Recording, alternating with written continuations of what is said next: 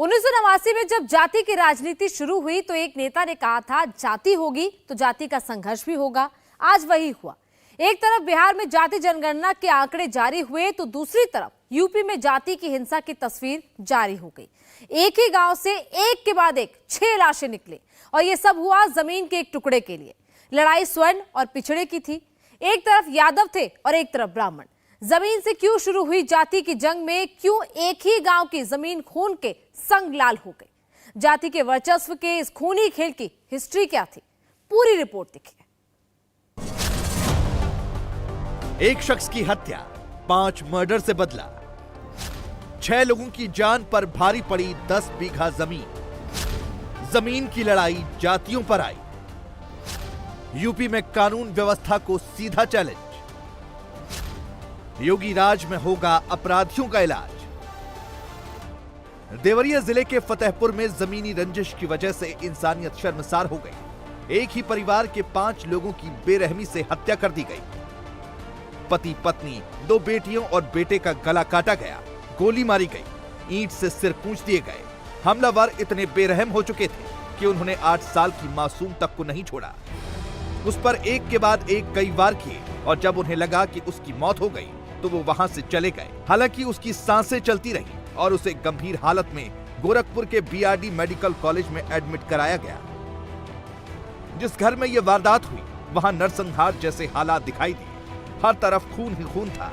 लाशें अलग अलग जगहों पर फैली हुई थी। दिल दहला देने वाली इस वारदात के पीछे जमीनी विवाद है।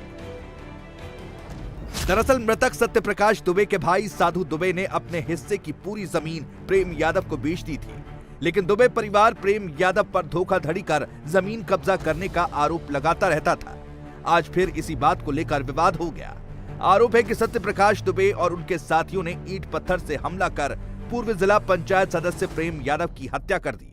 जैसे ही ये खबर प्रेम यादव के परिजनों तक पहुंची, उन्होंने बंदूक, लाठी डंडा और धारदार हथियार लेकर सत्यप्रकाश दुबे के घर पर धावा बोल दिया। घर में घुसते ही उनके सामने जो आया उसकी हत्या कर दी। ग्रामीणों की माने तो हमलावर वहशी हो चुके थे। उन्होंने बच्चों, महिलाओं और बच्चियों तक को नहीं बख्शा। सबसे पहले सत्यप्रकाश दुबे ने हमलावरों को रोकने की कोशिश की तो उनको गोली मारी, फिर उन पर गड़ासे से वार किए। सत्यप्रकाश को बचाने आई उनकी पत्नी पर भी हमलावर टूट पड़े, उसका गला काट दिया। इसके बाद हमलावरों ने सत्यप्रकाश की बेटी सलोनी को गोली मारी और चाकू से वार किए। फिर 10 साल की बेटी नंदनी और 15 साल के बेटे गांधी को भी मार डाला। सबसे आखिर में 8 साल के बेटे पर हमला किया, उस पर कई वार किए। घर में कुल 6 लोग मौजूद थे। 5 की हत्या कर दी गई, जबकि एक अस्पताल में जिंदगी और मौत से जूझ रहा है। आरोपी वारदात को अंजाम देने के बाद फरार हो गए। यूपी के देवरिया में 10 बीघा जमीन के झगड़े में आज 6 लोगों की हत्या हो गई। इस समय हम देवरिया में हैं और ये रुद्रपुर तहसील का गांव है फतेहपुर। यहाँ ये सत्यप्रकाश दुबे का घर है और इस घर में ही आप बाहर सब खून के झगड़े के निशान यहाँ पर दिखाई दे रहे हैं। दरअसल सत्यप्रकाश दुबे का जमीन को लेकर प्रेम यादव से काफी दिनों से विवाद चल रहा था। आज सुबह ये कहा जा रहा है कि प्रेम यादव यहाँ पर आए और ज्यादा झगड़ा बढ़ा, प्रेम यादव की हत्या कर दी गई। और उसके बाद जब ये बात प्रेम यादव पास के गांव में रहते हैं, वहां लोगों को पता चली तो भीड़ यहां पर आई और इस घर में सत्यप्रकाश दुबे का जो घर है, यहाँ 5 लोगों की हत्या हो गई है, जिसमें सत्यप्रकाश दुबे हैं, उनकी पत्नी है, 2 लड़कियां हैं, एक लड़का भी शामिल है। एक लड़के का आई कार्ड हमको यहाँ भी दिखाई दे रहा है और सब तरफ चप्पलें पड़ी हैं, लोगों का सामान पड़ा है। समझ में आ रहा है कि यहाँ पर किस तरह से जो भीड़ आई थी, किस तरह से यहाँ हत्या हुई है। पुलिस यहाँ पे मौके पे मौजूद है। खून के निशान जगह जगह दिखाई दे रहे हैं। एक बच्चा है, वो अभी भी गंभीर हालत में अस्पताल में भर्ती है। जैसे ही इस हत्याकांड की खबर आई, पुलिस और प्रशासन अमला एक्टिव हो गया। हालात बिगड़ता देख पीएससी की 2 कंपनियां भी बुलाई गईं। प्रमुख सचिव गृह संजय प्रसाद और स्पेशल डीजी प्रशांत कुमार ने मोर्चा संभाल लिया। जो प्रथम दृष्टया जो हमें जानकारी मिली है वो ये है कि ये आपसी रंजिश में की वजह से ये घटना हुई है। एक पक्ष जो है वो अपनी बात को लेकर के यहाँ आए थे सुबह, उनके पहले वो एक घटना हुई और उसके बाद उसके रिएक्शन में दूसरी घटना को अंजाम दिया गया, जिसमें कुल अभी तक 6 लोगों की डेथ हुई है। तो ये दुबे जी जिनके घर पे हम लोग खड़े हैं अभी यहाँ पे, उनके एक भाई हैं और उनके भाई ने अपने हिस्से की जमीन एक सज्जन जो दूसरे पूर्वे में रहते हैं उनको बेची थी, और उसको लेकर के शायद जो दुबे जी का परिवार है वो उसने कुछ आरोप लगाए थे दूसरे पक्ष पे कि उन्होंने उनके भाई को बहला फुसला करके उस जमीन को अपने पक्ष में कराया है।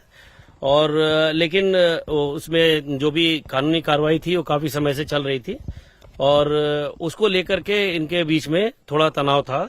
जिन लोगों ने यहाँ किसी के घर पे चढ़ के कानून को अपने हाथ में लिया है, उसके विरुद्ध भी कठोर कार्रवाई की जाएगी।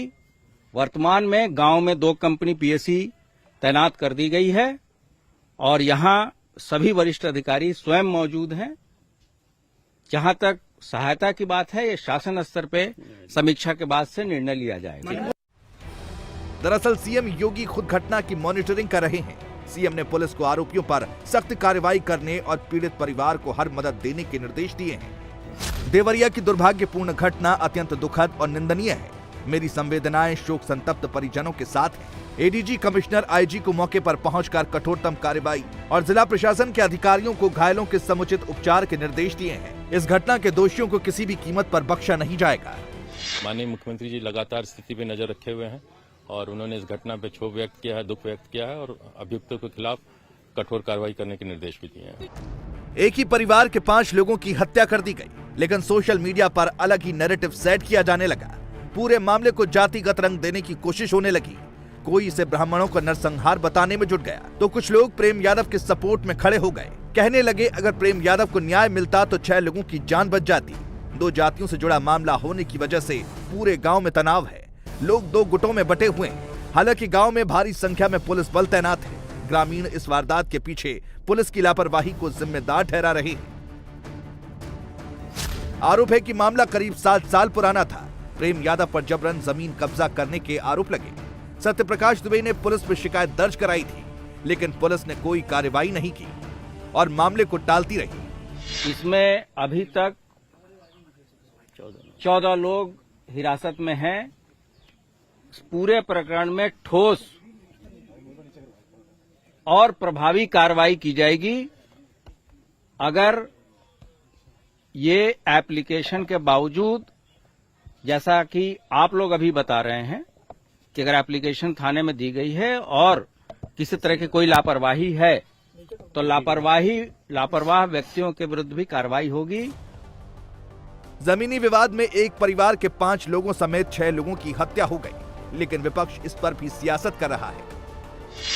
देवरिया हत्याकांड बहुत दुखद है और इस हत्याकांड ने उत्तर प्रदेश की कानून व्यवस्था की सच्चाई दिखा दी है।